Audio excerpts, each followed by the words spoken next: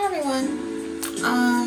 I'm just, I haven't been really feeling like doing videos because there's a lot I have to do and I'm just overwhelmed. And then when I, want to talk about certain things on here, it's very overwhelming because, you have to relive everything. And when you have to relive it, it's just terrifying. But I have had a million things happen to me. I haven't talked about. And I just want you guys to know I never was able to spell it out, like what it was exactly, because even though I was in the right and I was doing what I was supposed to be doing, like even the police and stuff, like judges, court-appointed prosecutors, just take part in this agenda. They don't care if you're right. They will trample all over your rights.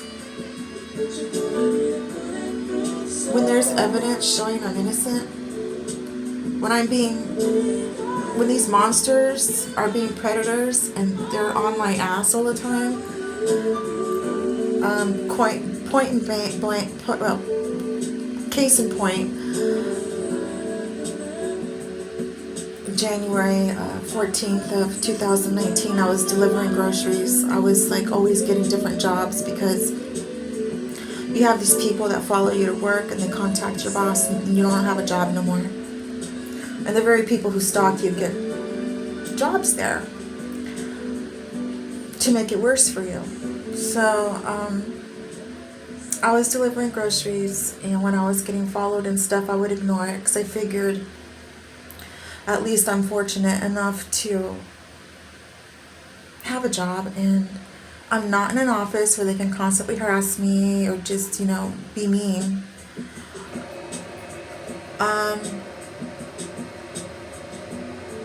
But I was getting still followed and stuff, and so long story short, one of the people from that group that were like following me, I parked my car because I was doing one last delivery pickup of groceries at Whole Foods in West Hollywood on Santa Monica and Fairfax.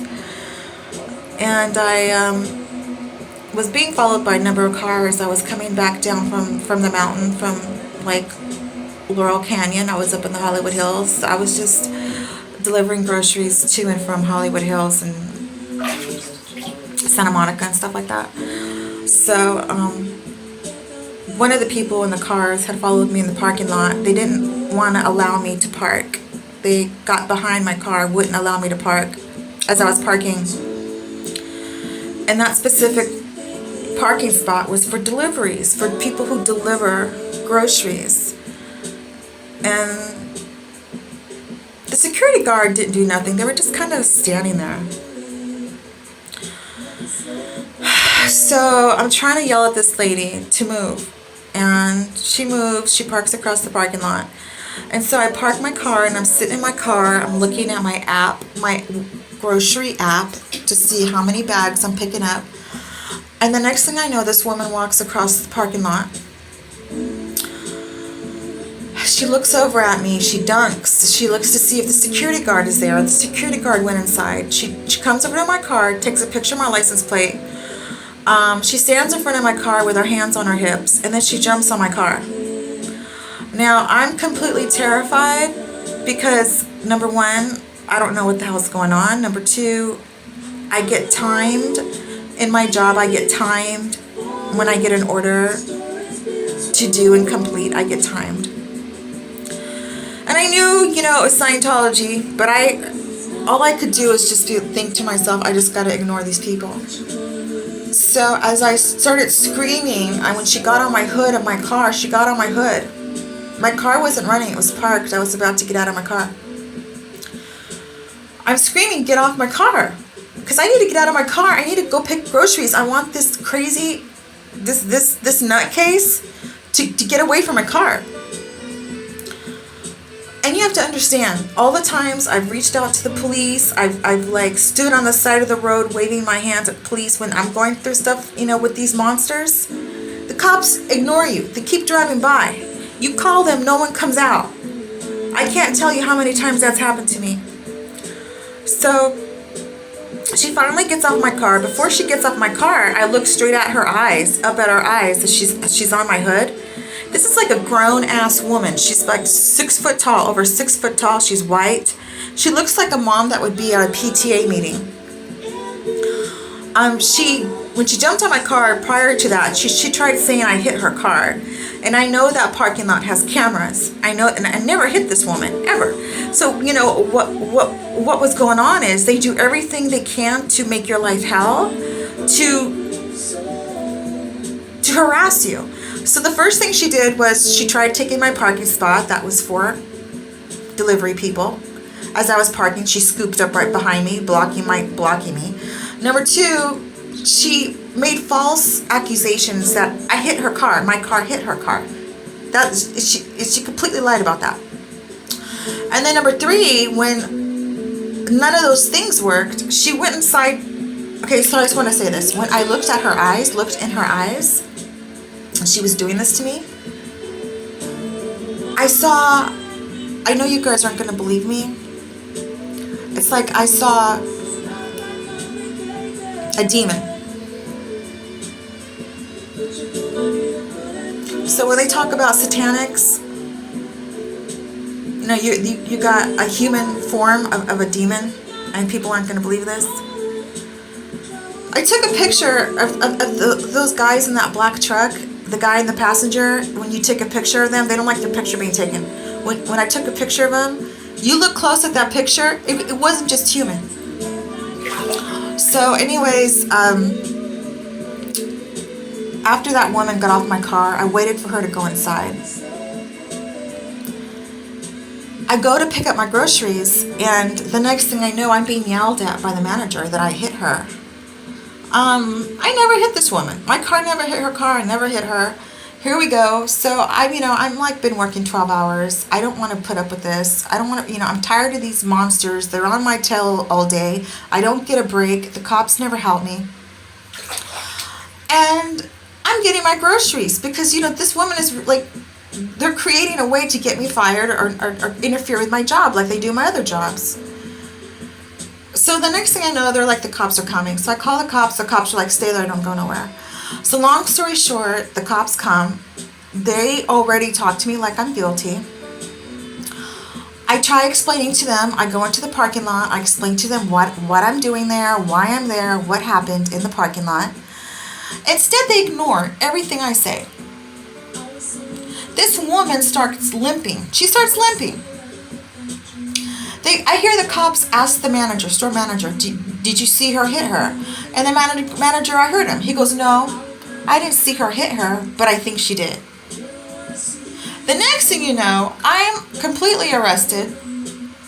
There's a video, and the cops they're so lazy. They didn't actually look at the whole video. They probably looked at it when she was on my car. She jumped on my hood. My car wasn't moving. My car was parked. So, thank God the ambulance came. Thank God they came and they checked her. So, she had nothing showing she'd been hit because she hadn't been hit. Her big ass just climbed on my car. That's all. And then I was thrown in jail for a month and a half. I was pleading to the police to take a very careful look at that video because what unfolded on the video contradicts what this woman told police. She completely lied about everything. She lied to the paramedics. She lied to the police. She lied to the judge. So here I am, I'm put in jail, and I'm thinking, well, I'm going to be fine because there's a video. Well, I don't know what happened, but all of a sudden, no one's taking a look at the video. My car gets towed away. A month and a half later, I have a new court-appointed attorney that is doing everything she can to put me in prison. And I explained to her, look at the video. Look at the video. Look at the medical records. I'm doing my job. I'm in the middle of doing my job. And this person, first of all, tried to rip off my car insurance company to make money off of what she was doing, number one. Because when I got out of jail and I explained to my insurance company what happened, and I said there's a video explicitly showing that I, first of all, never hit her, and my car never hit her car. So they called this woman, and she completely retracted, because my insurance company, I guess, warned her that if she's lying, she can go to prison. So she retracted. So on my insurance, I have a no-fault accident, which I should, the term accident shouldn't even be on my insurance, because there was no accident. The crazy bitch jumped on my car. What they should be giving people is insurance for Antifa, crazy-ass, communist, satanic idiots. They need that new form of coverage, because I'm not protected. So anyways, my court-appointed lawyer kept ignoring the fact that there's a video of what took place that supports my innocence. She was trying to put me in prison for 10 years. They contacted my brother and made it seem like I'm a murderer. And so my brother didn't want nothing to do with me. I had nobody to help me. And luckily I had paid my rent like a month and a half in advance, or 2 months in advance. So when I was in jail for a month and a half, that helped me. But, you know, my landlord's so evil. I don't want to talk about that part. But so, I was like praying to God every day. I was talking to Jesus, and I had some miracles happen to me during that time. I had miracles happen to me before this. I had gotten a vision about a person being behind bars.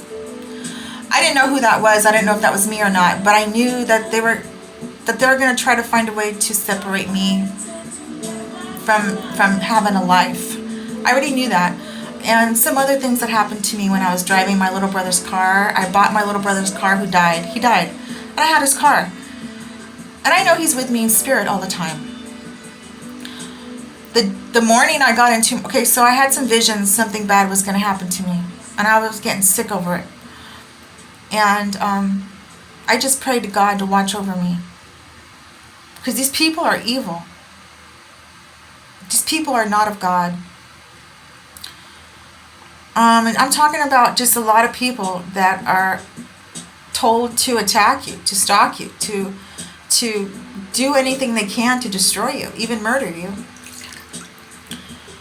That's what fair game policy is, and that's why it's so dangerous. So it's basically Antifa wrapped up and masquerading as a religion. That's all it is. So, you know, again, I had some miracles before this happened, and I had some miracles when I was in jail, locked up. I was locked up with people who stab each other in the face, who kill people. I was not safe sharing cells with people like this.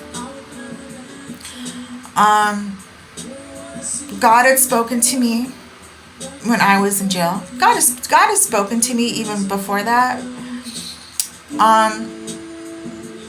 But you know, when you're crucified because you're Catholic, you're crucified because, you know, there's an agenda in this world where, you know, women are sex slaves. You drive down the street past a massage parlor, more than likely most, if not all those women, you have some women that will resist it, being sex slaves.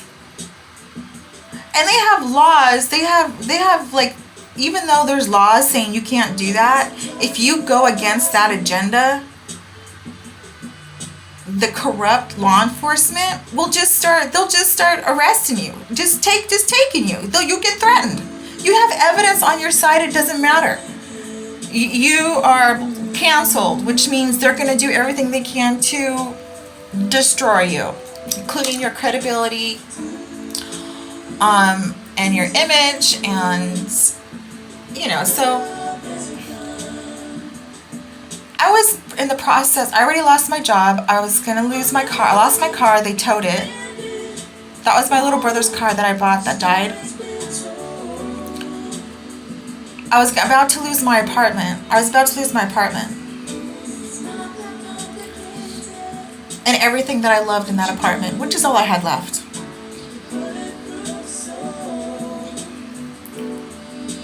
And I can't tell you the pain.